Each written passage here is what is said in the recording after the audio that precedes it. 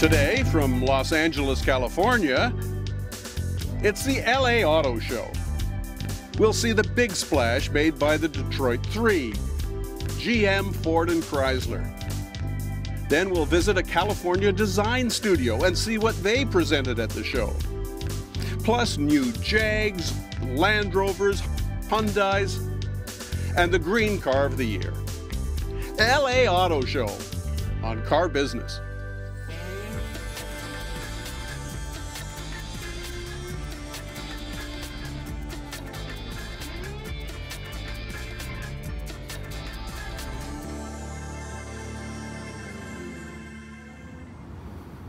Sunshine, palm trees. Kato, this is the LA Auto Show, and you remember as I do when this was nothing but a fringe show for the greenies.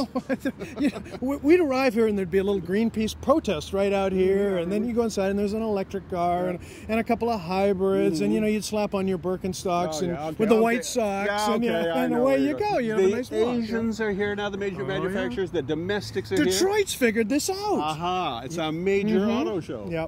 So inside there, we are actually going to find some people we want to talk to. Designers, car company presidents, and there'll be some cars that we want to know more about and maybe even drive. Well, see them. Let's see them.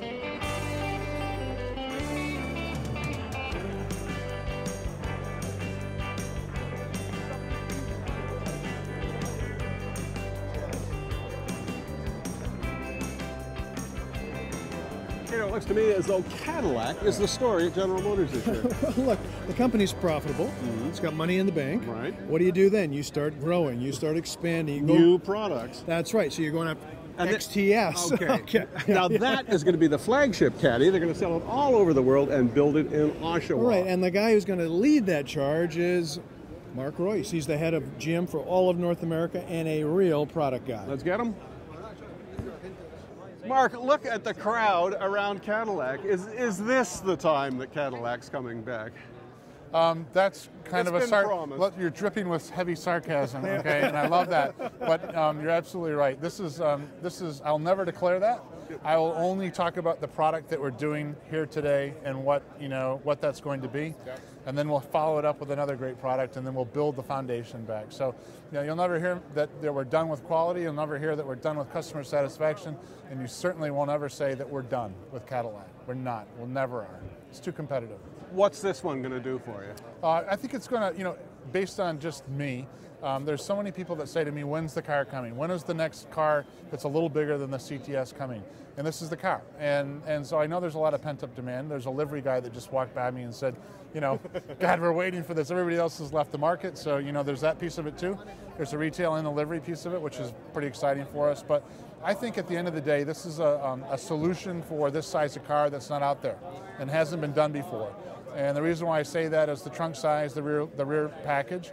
But then we have things like Hyperstrut that eliminate torque steer. We've got electronic limited slip in the rear, which is a very smart all-wheel drive system. You can't call it green, but you're inching that way. I mean, it's a V6. It's a very good direct injected variable valve time V6 with, it's going to get good fuel economy, which is great. I think that it's time to have that solution in place. Cadillac, I think, has got its nerve back in design. There's that CL over there, flashy convertible, really bold. It almost has tail fins. and the one behind us, this is the future of Cadillac design, I guess. Yeah, that's the ELR. And if you want to get an idea of what the headlights and the tail lights and what the little design details are going to look like, take a look at this concept vehicle. Concept vehicles are not just crazy things. They actually give you hints of exactly what's going to show up in future models. There is the chief designer of General Motors. Let's get him. Ed, Cadillac is the money brand. That's where the money is. What's a Cadillac have to look like to sell in big numbers? Yeah, that's true, but I think it's true for all of our brands. For Cadillacs to sell well, it needs to be fresh, it needs to be dynamic, it needs to be spirited, it needs to be a total experience of luxury and comfort in a contemporary design. And I think this product kind of says it as much, if not more, than any other Cadillac.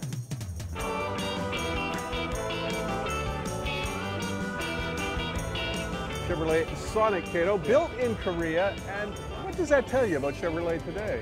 Well, it tells you that if there were one good reason to save General Motors out of bankruptcy, to give it some government support, is because Chevrolet is a global brand. Yeah, it's got a footprint all over the world. It's not just an American car anymore.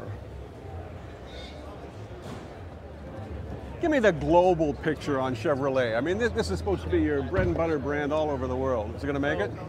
Absolutely. Actually, this, in our 100th year, our centennial year, will be our best sales year ever. You're kidding. No, we're From on the track. glory days of the 60s? Best ever. We're looking, and not to forecast, but probably around 4.4 to 4.5 million units around the world. Thank you, China. Yeah, well, 60% of our Chevrolets are sold outside the U.S. in 140 different countries around the globe.